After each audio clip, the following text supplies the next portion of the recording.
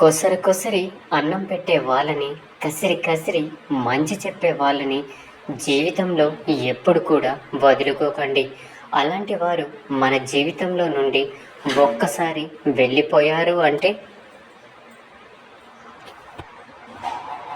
మళ్ళీ ఎంత వెతికినా ఎప్పటికీ దొరకరు. నిజానికి వాళ్ళే అసలైన మనవాళ్ళు, గుర్తుంచుకోండి. మనకు ఇష్టమైన వాళ్ళు మన మీద కాస్త నిర్లక్ష్యం చూపినా, నువ్వు మారిపోయావు, నన్ను మర్చిపోయావు, దూరం పెట్టేస్తున్నావు, నాకు విలువ ఇవ్వడం లేదంటూ అడుగుతాము.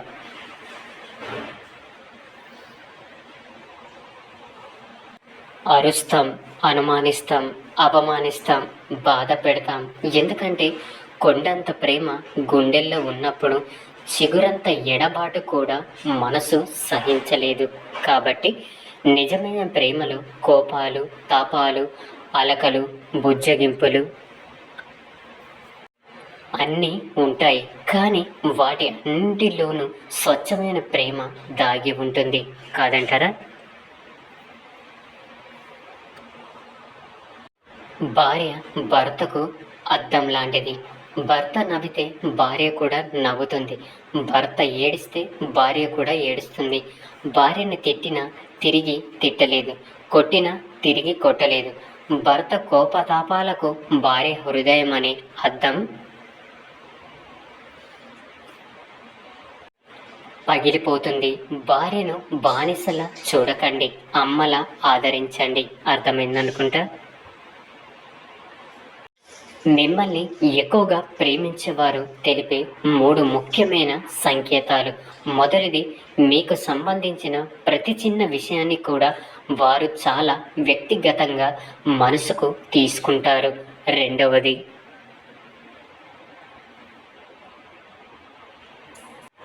తమ జీవితంలో జరిగే ప్రతి చిన్న విషయాన్ని కూడా మీతో పంచుకోవడానికి ప్రయత్నిస్తూ ఉంటారు.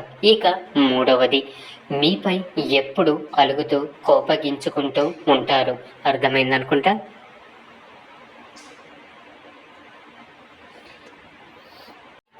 మనం పడేసింది తింటుంది కాబట్టే కుక్కని చులకనగా చూస్తాం. అదే సింహం అంటే భయపడతాం. ఎందుకో తెలుసా? అది కష్టపడి సొంతంగా వేటాడి తింటుంది కాబట్టి. అందుకే తినేది రొట్టె ముక్కైనా కష్టపడి సంపాదించుకోండి. పరమాణం కోసం ఒకడి ముందు ఎప్పుడు కూడా చెయ్యి చాచకండి. వ్యక్తిత్వం దిగజారిపోతుంది. అర్థమైందనుకుంటా. అద్దం మన ముఖంలో మరకను చూపిస్తే ఆ మరకని తుడుచుకుంటాం, కానీ అద్దాన్ని పగలగొట్టాం కదా. అలాగే ఎవరైనా మనలోని లోపాన్ని చూపిస్తే దాన్ని సరిదిద్దుకోవాలే కానీ వారిపై తిరిగి కోపాన్ని చూపించకూడదు.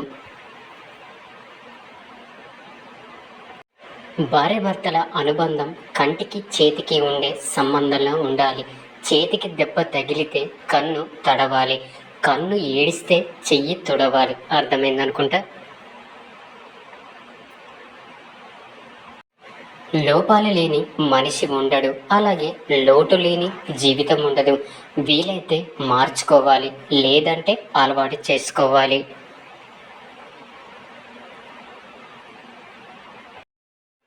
మనం కోపంతో మాట్లాడకపోతే మనకెందుకులే అని వదిలేయకుండా బెదిరించో, బుజ్జగించో, గొడవ పడైనా మనతో మాట్లాడాలి అనుకునే వాళ్ళు దొరకాలి అంటే అదృష్టం ఉండాలి, కాదంటారా?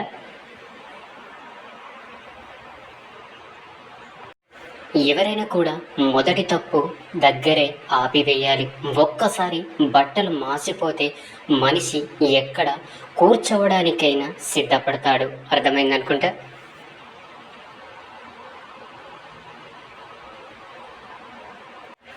పరాయి వాళ్ళ వ్యామోహంలో పడి మీ సంసారాన్ని నాశనం చేసుకోవద్దు. ఒక్కసారి చేజారిన జీవితం ఎంత బాధపడినా తిరిగి రాదు, గుర్తుంచుకోండి. ఇద్దరి హృదయాలు ఒకదానికొకటి అనుకూలంగా లేనప్పుడు ప్రేమ చేదుగానే ఉంటుంది. మన నిత్య జీవితంలో చాలామంది వ్యక్తులు మనం చేసే పనిని చాలా తక్కువ చేసి మాట్లాడతారు. కానీ తన కుటుంబం పరిస్థితుల కోసం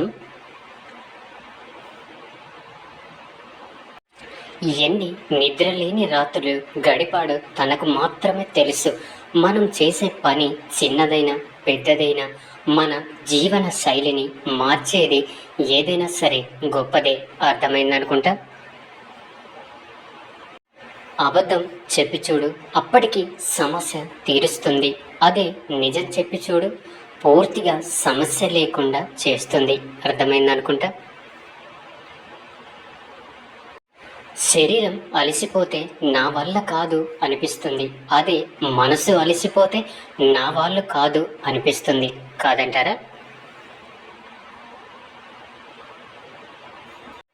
కష్టపడి పని చేయడానికి ఎప్పుడు కూడా సిగ్గుపడకూడదు. ఎందుకంటే మనం సమాధానం చెప్పుకోవాల్సింది మనపై ఆధారపడిన వాళ్ళ ఆకలికి, అంతేకాని మనల్ని చూసి హేళన చేసే వారికి కాదు. అవునా? మనుషుల మధ్య రోజు రోజుకి పరిచయాలు పెరుగుతున్నాయి, కానీ బంధాలే తగ్గిపోతున్నాయి. అర్థమైందనుకుంటా. కాలం ప్రతి ప్రశ్నకు సమాధానం ఇస్తుంది. కాకపోతే ఏ ప్రశ్నకు ఏ సమాధానం అనేది మనమే గుర్తించాలి. గుర్తుంచుకోండి.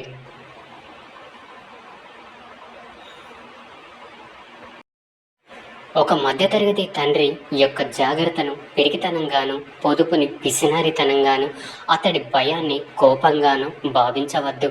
అలా ఉన్నందుకు అతను ఎంత బాధపడుతున్నాడో అతడికే తెలుసు.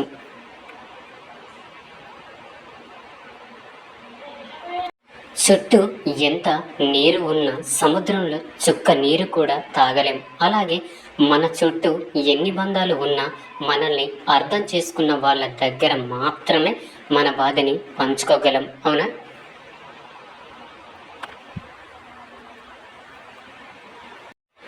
నీ అవసరం ఉన్నవాడు నిన్ను మంచివాడు అంటారు, అవసరం తీరినవాడు చెడ్డవాడు అంటారు. ఎవరికి నచ్చినట్లు వారు అనుకుంటారు, కానీ నువ్వు మాత్రం నీలాగే ఉండు.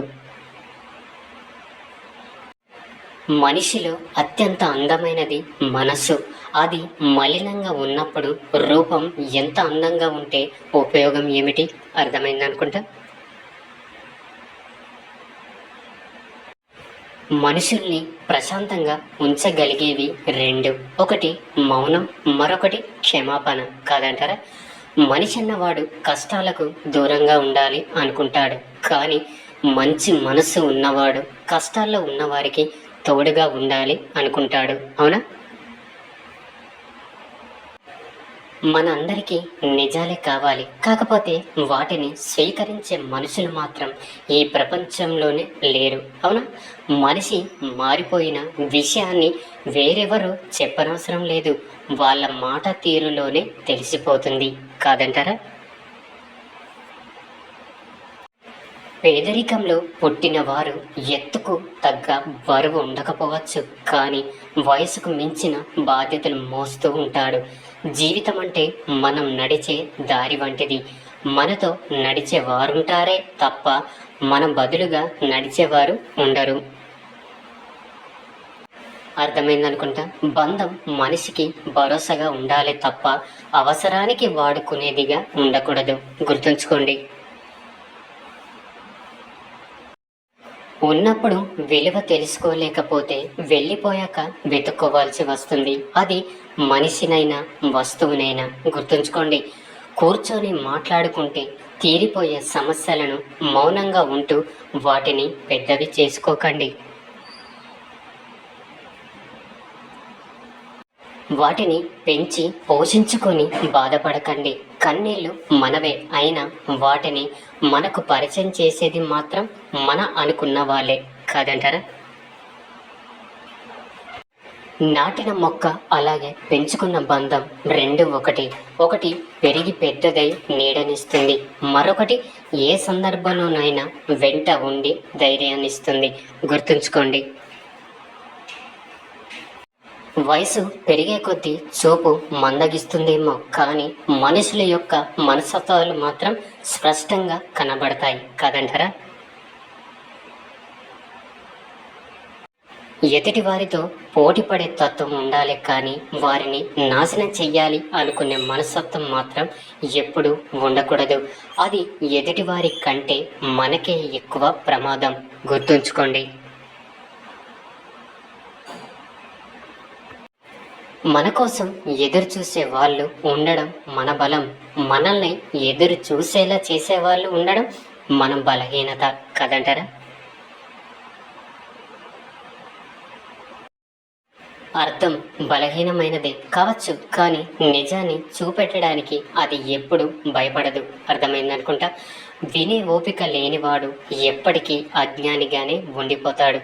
చెప్పే ధైర్యం లేనివాడు ఎప్పటికీ పిరికివాడిగానే ఉండిపోతాడు.